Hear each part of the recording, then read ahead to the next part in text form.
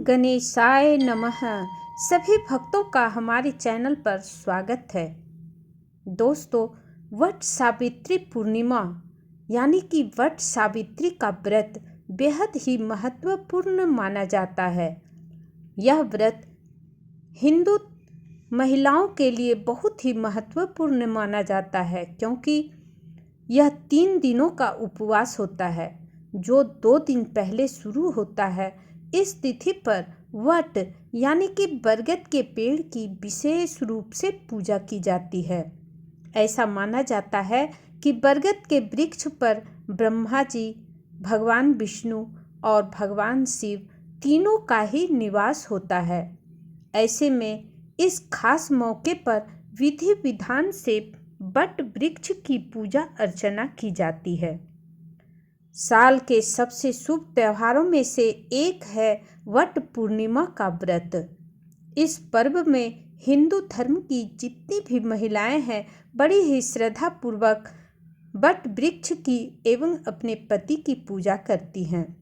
मान्यता है कि इस व्रत को करने से पति की आयु लंबी होती है, घर में सुख समृद्धि बनी रहती है एवं पुत्र प्राप्ति का सौभाग्य बनता है।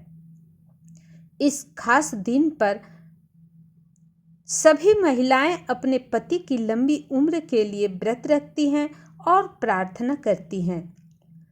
वट पूर्णिमा का त्यौहार आम तौर पर विवाहित महिलाएं ही करती हैं।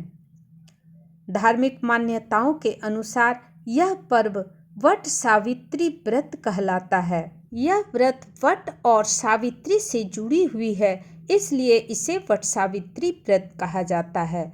इस साल 2024 में यह व्रत 21 जून को मनाया जाएगा। तो चलिए हम जानते हैं कि यह व्रत का शुभ मुहूर्त क्या है, पूजा की विधि क्या है और कब यह किया जाएगा। दोस्तों, हिंदू पंचांग के अनुसार वट सावित्री पूर्णिमा का व्रत की शुरुआत इस साल 21 जून 2024 दिन शुक्रवार को सुबह 7:31 पर होगी। वहीं इसका समापन 22 जून 2024 दिन शनिवार को सुबह 6:37 पर होगा। पंचांग को देखते हुए इस साल वट सावित्री पूर्णिमा का व्रत 21 जून को रखा जाएगा। अब मैं वट सावित्री व्रत के पूजा की विधि बताती हूँ। दोस्तों, वट सावित्री व्रत के दिन यानी कि वट पूर्णिमा के दिन विवाहित महिलाएं पूरे दिन व्रत रखती हैं।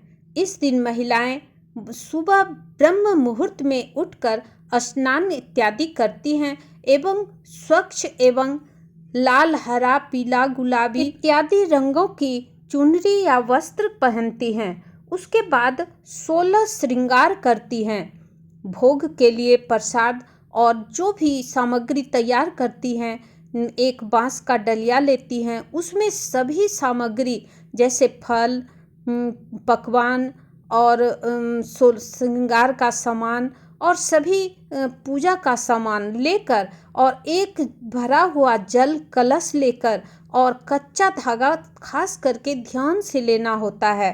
हल्दी, कुमकुम, फूल, पूजन की सामग्री, सभी सामग्री लेकर जो नज़दीक का वट वृक्ष हो वहाँ पर जाएं और वट वृक्ष पर जल चढ़ाकर उसके समक्ष देसी घी का दीपक जलावें। उसके बाद वहाँ पर बड़ के पेड़ से पत्ते लेकर 7 पत्ता बिछाकर उसमें सभी सामग्री एक एक करके उस पे रखें। पान, सुपारी, भींगा हुआ चना, गुड़, सभी कुछ उसमें रखें और उसके बाद कच्चा धागा को हाथ में जड़ पर उसे लपेटते हुए 7 बार परिक्रमा करते हुए उसे लपेटें। फिर पंखे से जल लेकर जल डालकर पंखे में चारों ओर घूम घूम कर परिक्रमा करके उसे हवा करें।